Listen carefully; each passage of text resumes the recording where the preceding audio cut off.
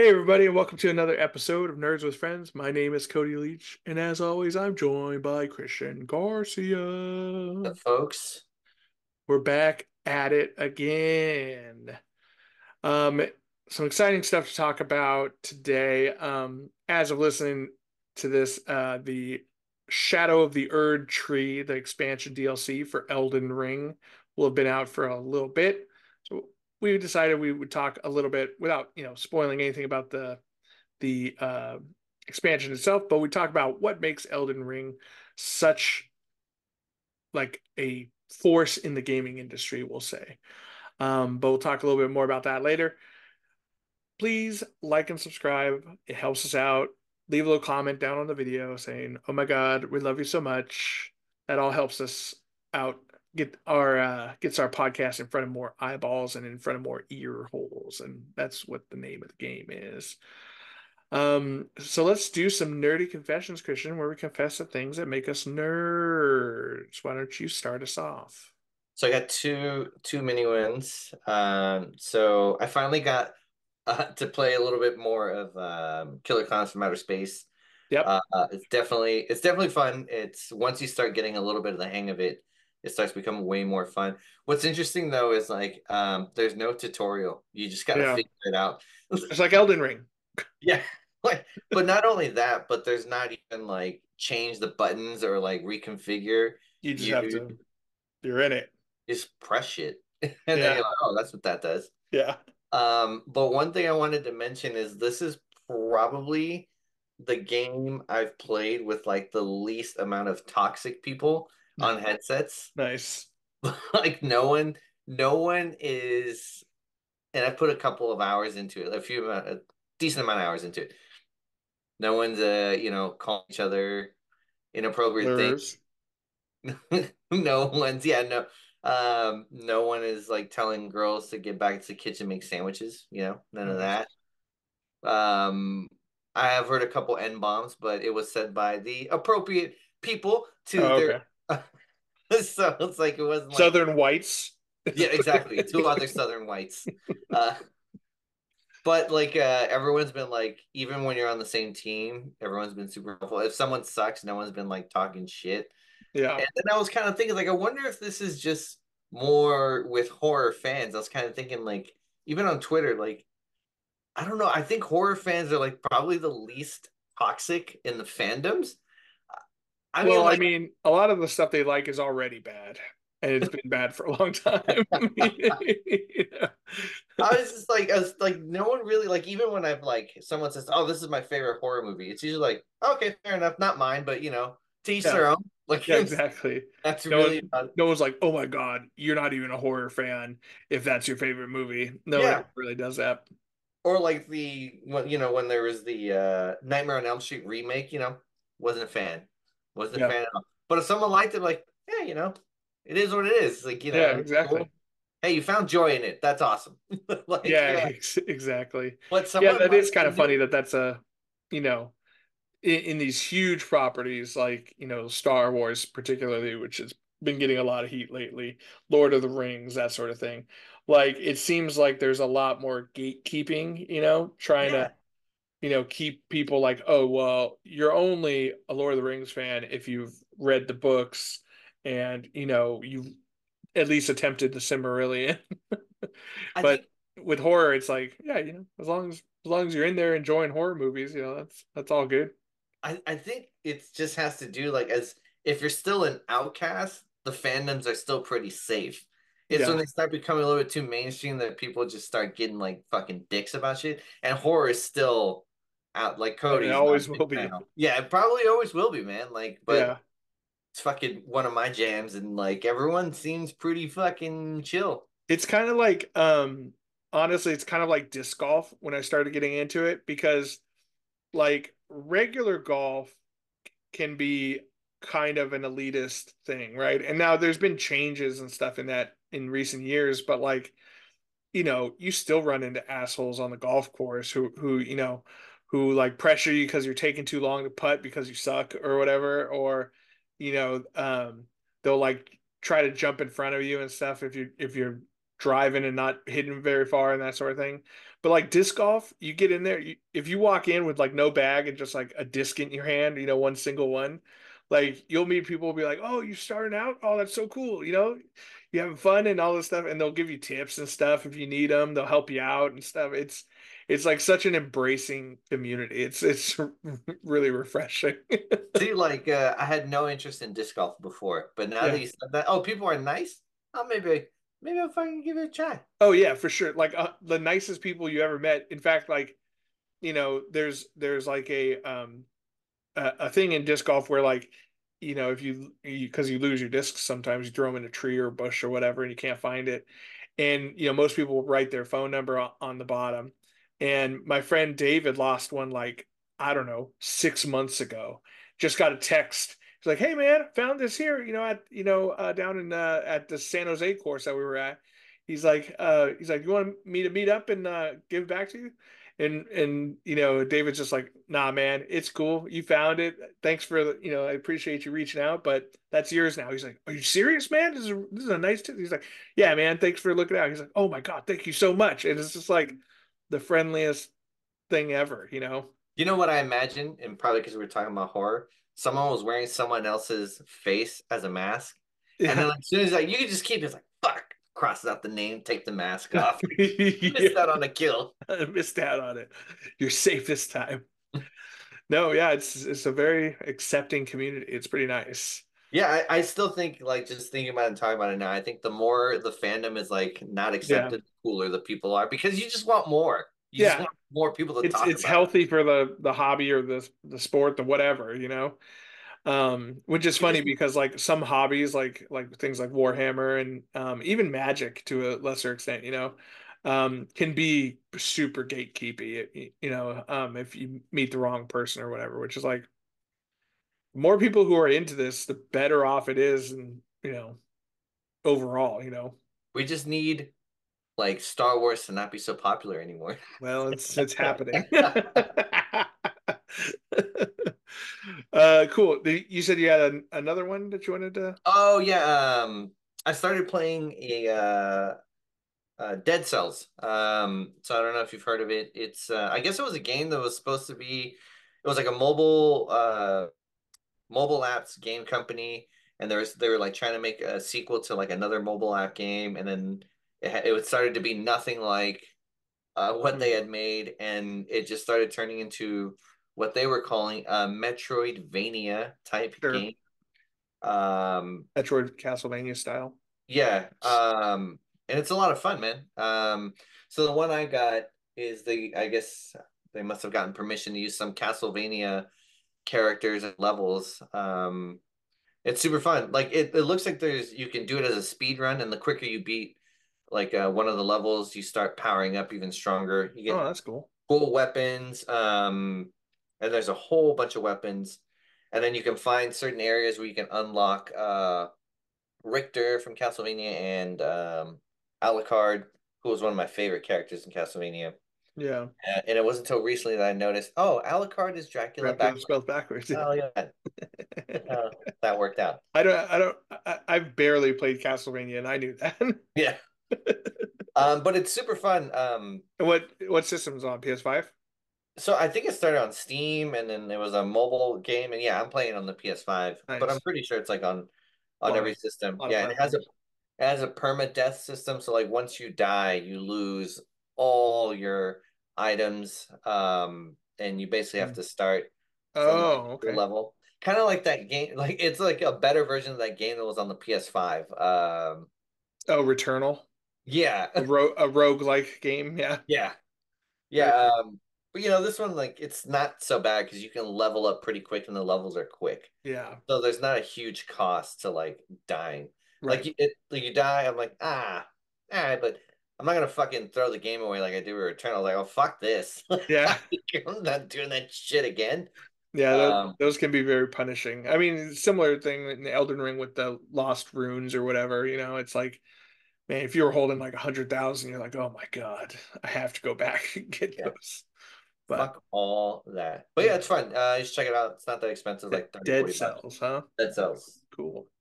Well, my nerdy confession was very slow at work today, so I ended up buying two new mechanical keyboards. Nice. That little Lord of the re Rings. huh? Lord of the Rings. No, these ones are like they're what you would call like bare bones kits. So they're it's basically pieces of a keyboard. So you get the back plate and then the top plate and then the PCB, which is the circuit board underneath. And then you have to put switches in it and you have to put keycaps on it and stuff. So I have a set of keycaps that I picked up on sale that look pretty cool. They're kind of like they're black with like red letters on them and they have some like Japanese style art and stuff for like the space bar and whatnot. So I've been wanting to build a board for those, and but I've been looking for like a kind of a newer thing in the mechanical keyboard world is some keyboards will have little like LCD or OLED screens on them, and you can like program them to be like anything you want. Like little you can load GIFs in there and it'll just kind of loop on your keyboard while you're playing and stuff. And so, it's kind of like the new hot boy thing. And I I was looking for one, and there's the one I like is part of a group buy. So in the mechanical keyboard world, a lot of this stuff is kind of think of it like a Kickstarter, right? Where they'll be like, "Hey, check out these cool keycaps we designed," right? I'm like, "Dude, those are cool. Let me buy those." And they'll be like, "No, we're going to see how many people actually want to buy them before we make them. And if we get enough people, then we'll make them and then we'll ship them to you, 4 months later, 6 months later, whatever. So there's a lot of that stuff in the mechanical keyboard world. And so I found the screen one that I liked, and all the other ones looked like it was either like really shitty or like a super nice one. And the super nice one that I found was, it's due out in quarter 4 of this year. So like, October, November, December, something like that. And I was like, God, that kind of sucks. I'm like, I really want that though. So I went and found this other one that's pretty cool. It's similar to the one I use now, which I guess I could probably hold this up since I'm sitting here. Oh God. Oh, yeah, put towards your face. Nice. Yeah, so this is my current keyboard that I use, which is the Tatooine Sunset here. The two twin The suns. two sons. Here's the little Lars Homestead. There's a land speeder right here and a dewback right here. And so I mean, this is cool. I love this keyboard. It's great. And it's got like this big weight on the back of it so it doesn't like slide around and stuff. And it's very comfortable to type on and whatnot. And so like I don't want to, it's like I don't it's not because this keyboard sucks or anything, but it's fun building them and have creating a new style and whatnot. So I found another one that's a slightly bigger version of this. You probably saw on this, it has no like F row at the top. There's no arrow keys on it. So this is a very small keyboard, which is great for gaming because most of the time you're using like WASD to move around if you're doing anything, or Diablo, you're moving with the mouse and using your powers with, QWERTY and stuff. And so, um, but it's nice to have those arrow keys and stuff if you're like actually typing something or like you're doing work or whatever. So I got a bigger version of this one coming that has the arrow keys on it, and I'm going to build it with those black keycaps. So, and that'll hold me over until the hot boy one with the screen comes out. But yeah, it's a really interesting hobby, and it's kind of like Legos where you're like building things together, and like the building it's really fun, but then afterwards like using it every day is a really Lego stuff sits on my shelf over here, and I just kind of look at it. This you get to type on it, and depending on what switches you put in there. It feels different, like for a while I was a tactile switch guy, so they have like a little bump when you press down on the keys, and it's hard to kind of describe it, but like you'll know it when you feel it. This is more of a linear switch, so it's nice and smooth every time you type down. So it's better for gaming because faster. But yeah, I've been learning a lot about the world of keyboards, but it's a very expensive hobby, I gotta say. But you know, So which one hurts more if you step on it? a Lego or one of the keys. Ooh, like if it's the actual I wish I had one around here. I know there's one on the floor over there, but I don't want to get it. But the key switches are super pointy. They have um like little spikes that go into the circuit board, and then the actual thing that presses down is like a little, it looks kind of like a Lego piece actually, or like those pieces, Lego pieces that are like long and kind of cylindrical, but they have like they look like a plus sign if you look Yeah. down at them. It looks a lot like that, and that's what the keycaps like stick onto. So if you yank, one of your keys off your keyboard, though, I don't know, you're using a Apple keyboard? No, I have my was it Razor or Oh, okay, yeah. So if you pull one off, you'll probably see one. I think razors have kind of mechanical keys, or at least some of them do. But yeah, it's a fun hobby. And then like yeah, building like a fully custom one is really cool because you can select the material that the plate is made out of. So like softer materials like polycarbonate are like they're softer and they're squishier, or you can get like brass, so it makes a higher pitched sound and stuff. You can put more or less foam in there, and that changes the sound of it. Sound is very important in the keyboard world. Everyone's like chasing after like super thocky sound and stuff. But yeah, I like it when it sounds like I'm hacking. Like, oh yeah, for sure. I don't know if this will ruin anything on the podcast, but like you can kind of here, I'll hold the microphone up. I don't know if you can hear it. mm-mm. Well, it sounds cool in this when you're sitting here. I'm sure Zoom has a thing where it's like blocking out like typing sounds. But yeah, and they feel really cool. So like playing Diablo on this one compared to even like the Lord of the Rings one that I built too. Um like this one feels completely different from the other one. They're both cool and they're both great to type on, but very different experience. So yeah.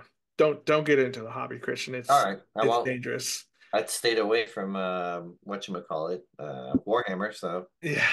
Yeah. Well, this one sucks because everyone has a computer. yeah, Warhammer mostly because I don't like painting small. So Yeah. Well, maybe one day I'll build you one, maybe for Christmas or something. You can ooh, have a fancy one. I do want to try painting. I do have like those Stormlight minis. Oh And yeah, the Stormlight RPG should be launching Kickstarter pretty soon, I think. yeah, I got messages for it. Yeah, so that'll be exciting. Yeah, we can get together. I just recently started teaching my buddy Joe how to paint a little bit. Because I've been kind of like I took like almost a year off of painting miniatures. I mean, like here and there I would a little bit, but like I don't know. You just kind of you get in a funk and you're not in a rhythm of doing it all the time. And like if you're not playing games with it, it's less like pressing to have one done by a certain time or whatever. So I've been dipping my toes back in short, slowly but surely. Um, there's this little guy I did not too long ago. He's like oh god, oh god, oh god. He's a like a bad guy from Warhammer. He's got like a chainsaw hand and a gun hand. There he is. But yeah, kind of cool. Starting to get back into it. And speaking of Stormlight Archive, here's Nice. Dalinar in his shard plate. He's got a little crack on his shard plate. It's kind of hard to see, but you can kind of see it. And there's his shard blade. You haven't gotten any of the new minis from that guy that makes them like once. I don't know if it's once a year, but It's 4 times a year, once a quarter. I did just order a new one from him. nice. Yeah, Spira Mirabilis. Um, actually, I have one that I have started of his right here. That's pretty awesome. Yeah, he's got a shield on this arm that is separate that I haven't glued on yet, but yeah, he's kind of cool, kind of a dwarf Viking warrior guy with a big old hammer. Um, yeah, I pick him up every once in a while when I really want to push your skills to the max kind of thing. It's a fun to do that every once in a while, but it also is stressful because you're like working real small, trying to get everything nice and smooth and really, really looking good. But every once in a while, it's nice to just slap some paint on something that you don't really care about too much, and it's then you get like cool a little group of dudes that are all done stuff. So Yeah. You can't wipe it with like, well, I guess it's not oil. I was gonna say like turpenoid or something to wipe it off, but I mean, you could literally paint minis with oil paints if you want to. And but the problem is, and you know this, I'm sure from like art school and stuff, but drying. painting Yeah, with oils, it takes forever to dry. yeah, takes forever. But it's nice and easy to blend stuff, you know. Now you can strip a mini.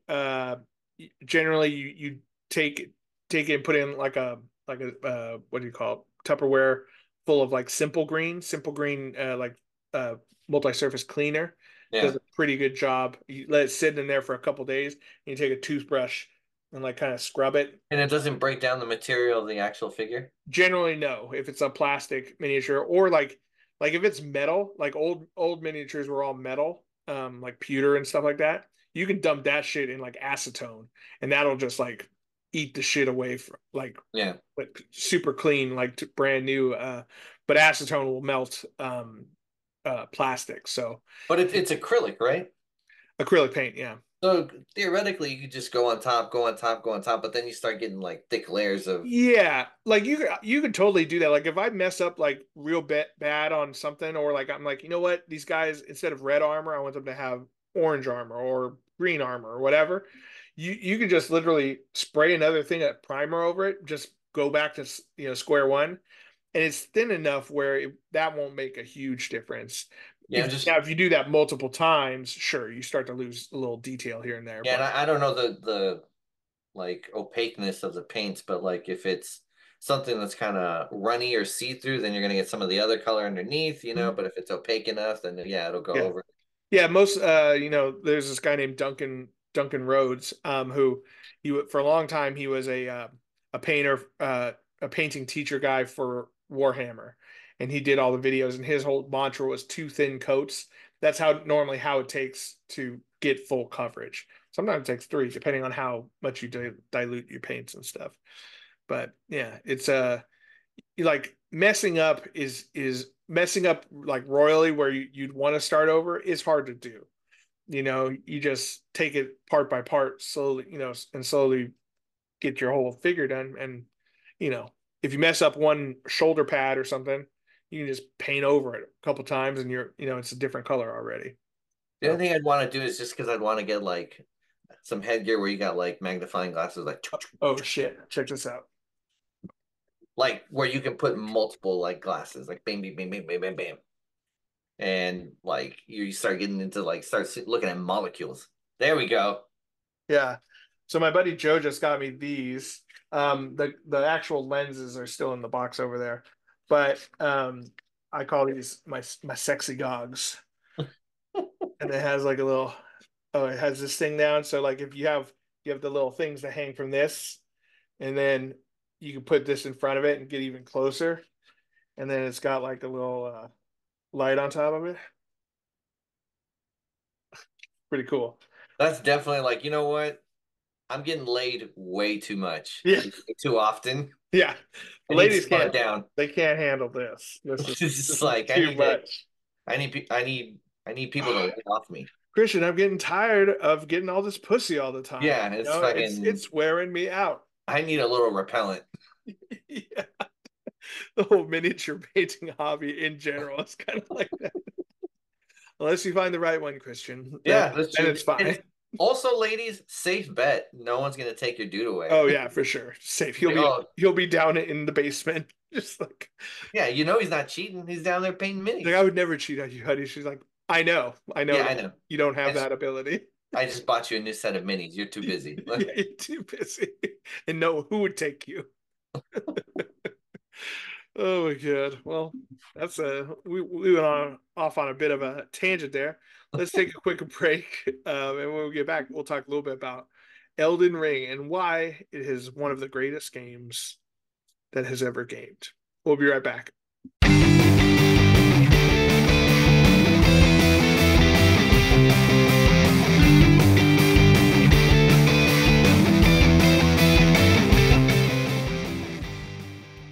And we're back. Now, the reason why we decided to talk about Elden Ring, aside from just the DLC thing coming out, the Shadow of the Erdtree it's called, is that Elden Ring, has been a highly rated game since it came out. Got a 10 out of 10, I think, from IGN or something like that. And this DLC is the first ever DLC to get 10 out of 10 from IGN as well. And now, you can, everyone has their qualms with who's rating what and stuff. So you may not be a big IGN fan or whatever. That's fine. But it, the fact remains that they don't give out tens that often. So I think it's warranted, having that two times in a row, um, for this game is pretty crazy. Um, and we kind of wanted to talk about what makes it so good. So, uh, like, what's your experience with Elden Ring, Christian? I know you didn't play it probably as much as I did, but I how did did you find the game? I didn't beat it, and but I did spend a lot of hours in it. It was a lot of fun. It made it more accessible to people like me who don't normally like these type of games. Like I forgot the company the company that made it that's like infamous for making From ridiculously software, hard yeah, games. And like I've seen the other games where you get up to these bosses that are damn near impossible. And I know that's a challenge for some people. And don't get me wrong, I love challenges, but sure, I also don't want to like break my fucking controller or whatever yeah, I'm playing on. Like I don't want to bust what I'm playing on. But this one was definitely it had a good curve to it where I think it satisfied the people that love that, but for people like me who just want to like have a good time yeah. instead of like, challenge myself completely. Well, I think one thing too is yes, From Software is known for making really difficult games, and I've played a couple of them. I played, I think, Sekiro, and Bloodborne. I played as well, and like those games are super frustrating, But the thing I think that kind of changed the game with Elden Ring is like it's open world, where most of these other ones are maybe not completely linear, but fairly linear in comparison, and it's if you get stuck on a boss in Elden Ring, you can just go somewhere else and like, you know, kill a bunch of little guys until you can power yourself up a little bit more and then go back and take that boss down. And then there's like ways in the game too where it's like, there's a what they call a rune farm. So for those of you uninitiated, basically when you're playing Elden Ring, as you kill guys, instead of like coins like in Mario, you're getting runes, right? It's the currency of the game. And when you get enough runes, you can level up an attribute of your character. So your strength, your dexterity, your whatever, And they're also used for buying things like materials and stuff like that, arrows or what have you from different merchants. But if you die, you drop all of the runes you're holding.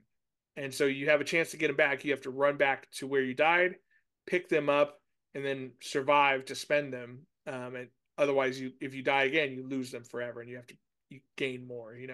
So it is a little punishing, but you can also like farm those runes in a very easy manner.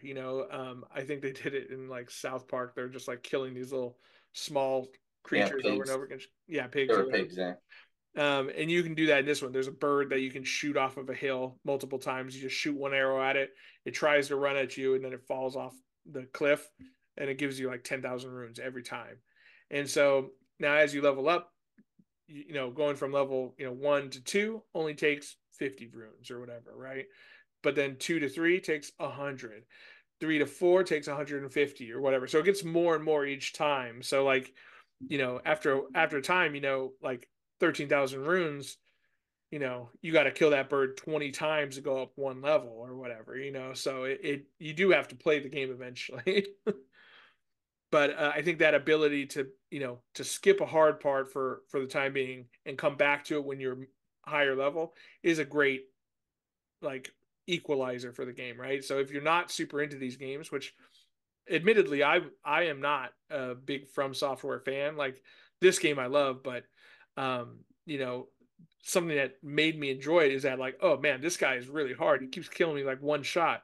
Well, let me go do something else for a while. And then you go do it, and then you come back a little bit later, and that guy's no big deal anymore. So Even though I didn't play it as much as you did, and I didn't beat it, I actually liked the lore that was created. And actually, I never really liked watching people play video games, but that was one where I could sit down and watch someone else play and appreciate like what they were doing because how difficult it was. Yeah, But getting back to the, I love that.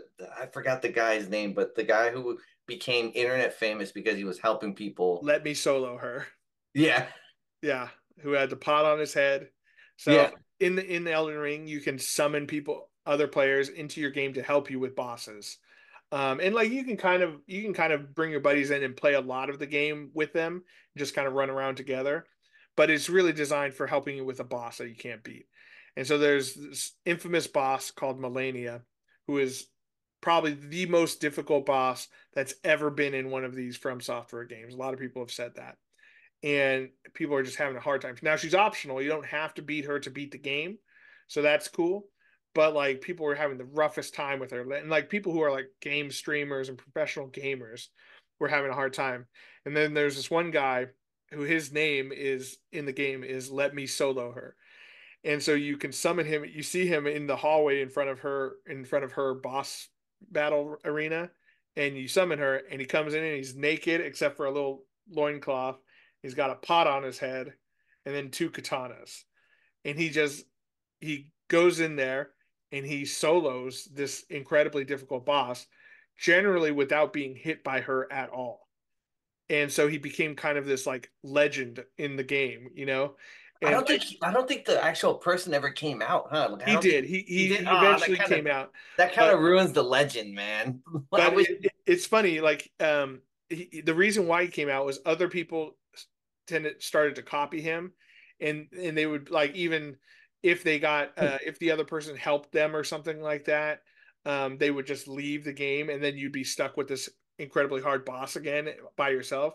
And he came out when that started happening. He's like, look, I will never leave even if you help, but I would prefer to try to solo her myself, and I'm here to help the gamers of the community and stuff. So it was really cool. He's like a Robin Hood for Elden Ring. But I love that part of the game where there's like there are these like legendary things that happen, you know, like when the first person who discovered this bird that you can shoot off the cliff, you know, eventually everyone knew about it, and it's just like it's incredible that that kind of stuff springs up around the game. Um, so I think part of what, you know, made me gravitate toward this game is just like the exploration. And it's the same reason I love like Breath of the Wild, right? And why maybe I don't like a lot of like Ubisoft games, right? What Ubisoft does this thing where yes, you might have this big world to explore, but there's all these like little icons everywhere kind of telling you what's over there and what's over there and what's over here, you know? And so you're like, oh, well, I need to do this mission, so I'm just going to find that icon and go there, you know? And that's kind of like it ruins some of the exploration to it, right? Where Breath of the Wild and Elden Ring both do a great job where it's just like, here's the world, figure it out, you know? Like, well, there's a cool looking tower over there. Maybe I'll go check that out. And you just go and you find the tower and you can go up in it or whatever. Maybe there's a secret hidden there. And then it's like, oh, you're just walking through the woods. Oh shit, what's that over there? You go over there and it's like, oh, it's a cave. You go down in the cave and now there's a boss in there or there's a secret thing that you find. I just love that part of games. And like I can't begin to imagine how to design something like that because it's gigantic. And there's just so many epic things that happen both in, you know, Elden Ring and, you know, Breath of the Wild too. Like You know, if there was a way to marry Elden Ring and the Baldur's Gate game, it'd be pretty fucking dope. Where like, like if you can mend those two, yeah, I think Elden Ring did the open world better than Baldur's Gate. Baldur's Gate was still fun. It's probably the closest you can get to D&D, but it's still not D&D, but sure. it's But it's very, very close as yeah. far as like a video game approximation, you know. But yeah, I think Elden Ring is it's just gonna go down as one of those greatest games of all time kind of thing. And the thing I love about it too is like everything in it is earned. There's no skins that you can buy online. There's no like weapons you can get. There's no loot boxes. There's not even like a season pass or anything like that. You know what I mean? It's like you buy Elden Ring, you get the full Elden Ring game. Now, if you're really good at it and play it a lot, you'll have more stuff and cooler looking outfits and better swords and stuff like that. But there's nothing there to squeeze more money out of you. And then the DLC that they did do, which is now like I think 2 years later after the game came out, um, like it got a 10 out of 10 from IGN, and everyone's saying it's a fucking masterpiece. There's something like 40 or 50 new bosses in it. It's like it's a whole new game almost, and it's like sure that they charge you $40 for it, but it sounds like a lot of content, which is unfortunately it's kind of a dying thing in the gaming industry now. It's just like, you know, I Destiny 2 also recently came out with a expansion, the Final Shape, and I guess maybe this should have been one of my nerdy confessions. I have not played it, and it's supposed to be like the end of the Light and Dark saga, this thing that's like 6 years in the making since Destiny 1 kind of thing, and it's just like I've been burned by them so many times where it's like, oh, it's $30 for this season, $30 for this season, $60 for this expansion. I looked up the cost of all of the Destiny expansions up until what I had kind of stopped playing. It was like $700 or something like that I've spent on this game, and that sucks for a game that I don't want to go pick up right now and play. Where Elden Ring, I got excited when the new expansion came out. I'm like, ooh, maybe I'll start over again, and I started playing it again from square one, and it's like it's just as fun as before. We just need to make sure that it gets more popular and it starts making a shit ton of money so that Yeah. game companies are like, oh, maybe we don't need to, microtransaction our fucking I don't know, man. I you think know. that ship has sailed. I think the first guy who ever invented a microtransaction or a loot box or whatever is like the fucking Oppenheimer of the gaming industry. It's fucking What have I changed done? everything. Yeah. It's just like, oh my God. He's like, I've become death. Are you gonna play the expansion, Christian? I don't know, man. I mean, I'm excited like talking about it, but I don't know if I want to put in the fucking man hours into it. Time. Yeah. I still haven't even gotten to the second part of Final Fantasy. Like I really want to get to it. Yeah. I didn't even beat the first part. I lost interest pretty quick on that.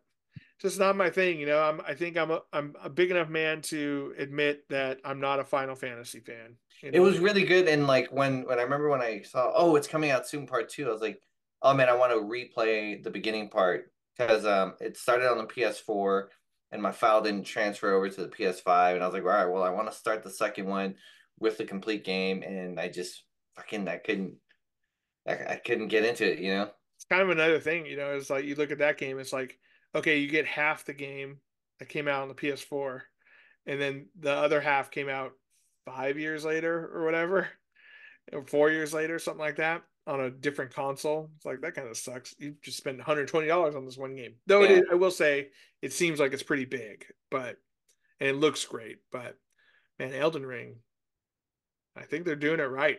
yeah. Well, I'm gonna go check it out tonight, and I will report back on our next episode. Let us know down in the comments. Are you gonna be playing Elden Ring: Shadow of the Erdtree? And what are your opinions on the From Software Soulsborne type games? Because they're not for everyone. I will say that there's people that I know that I'm just like I don't recommend Elden Ring for. It's not a game for everyone. But if you like a fun combat system and exploration stuff, it's pretty dang incredible. But let us know down in the comments what you thought. And if you're playing the new expansion, we'd love to hear from that. Make sure you like and subscribe while you're down there. To all the nerds out there, remember, you're not alone. You're with friends. Foul Tarnished. This is Nerds with Friends. Thank you and good night.